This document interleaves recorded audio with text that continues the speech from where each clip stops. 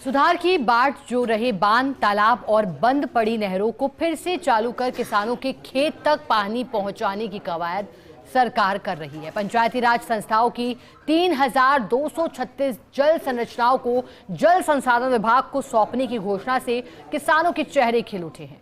इसमें जयपुर जिले के छोटे बड़े 80 बांध तालाब शामिल हैं।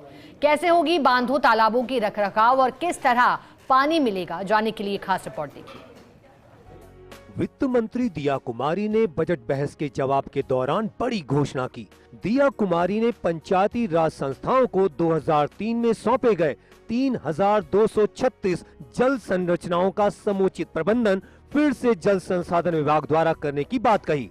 इससे किसान को बांधों से सिंचाई का पानी फिर से मिल सकेगा। जयपुर जिले के 80 बांध भी इसमें शामिल हैं। बड़ी बात यह है कि पंचायत समितियों के माध्यम से जल संरचनाओं का बेहतर प्रबंधन नहीं हो पा रहा है। कहीं क्षतिग्रस्त नहरें तो कहीं अतिक्रमण, बांधों की भराव क्षमता भी कम रह गई।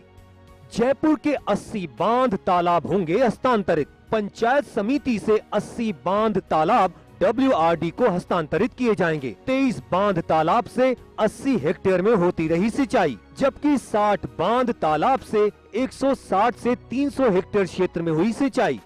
आमेर में 1,871 और 1,876 में बने बांध और तालाब भी शामिल। कई बांध तालाब इतने पुराने हैं कि उनके निर्माण की तारीख तक नहीं। जमवा रामगढ़, आमेर, बस्सी, चाकसू, सांगानेर, शाहपुरा, विराटनगर, दूदू, फागी, फुलेरा, कोटपुतली के बांध तालाब की दशा सुधारी जाएगी।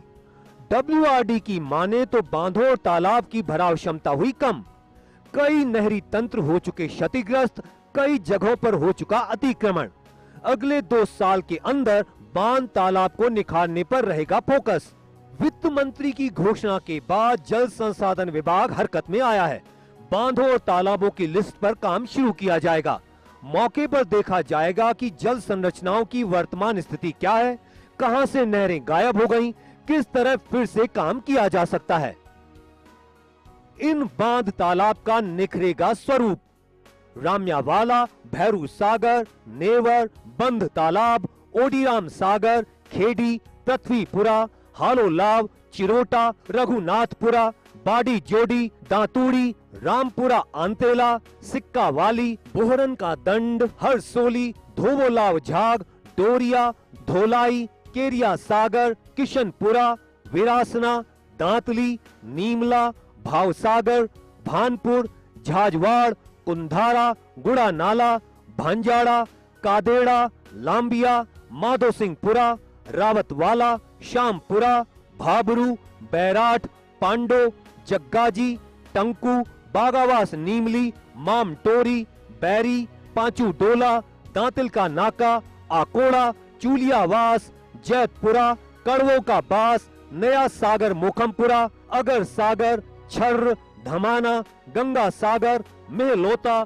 हनुमान सागर, लदेरा, मानपुरा, गेजी, डोरिया, प्रताप सागर भोजपुरा, बांकिया सागर, बाला सागर सुल्तारिया, भुजियाली, गोकुलपुरा, घटियाली, कानोलाव, नैनस्या, राम सागर चोरू, राम सागर फागी, राम सागर माधो रोजपुरा, टीलोलाव, रानी सागर लसाड़िया, मोती सागर और काला तालाब हस्तांतरित किया जाएगा।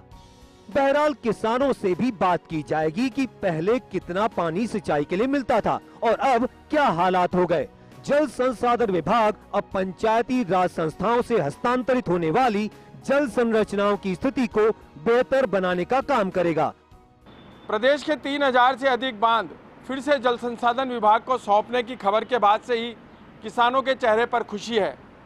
बता दें कि जयपुर जिले सहित प्रदेश भर के पंचायती राज संस्थानों के पास रहे बांध फिर से जल संसाधन विभाग के पास आएंगे।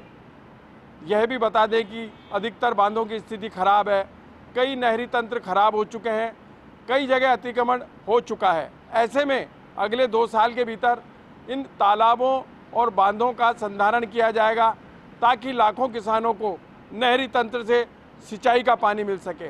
बहरहाल देखने वाली बात यह रहेगी कि घोषणा के बाद अब किस तरीके से जल संसाधन विभाग काम करता है और किसानों को सिंचाई का पानी दे पाता है। कैमरामैन विनोद पुरी के साथ Vinod Singh Chauhan, First India News, Jaipur.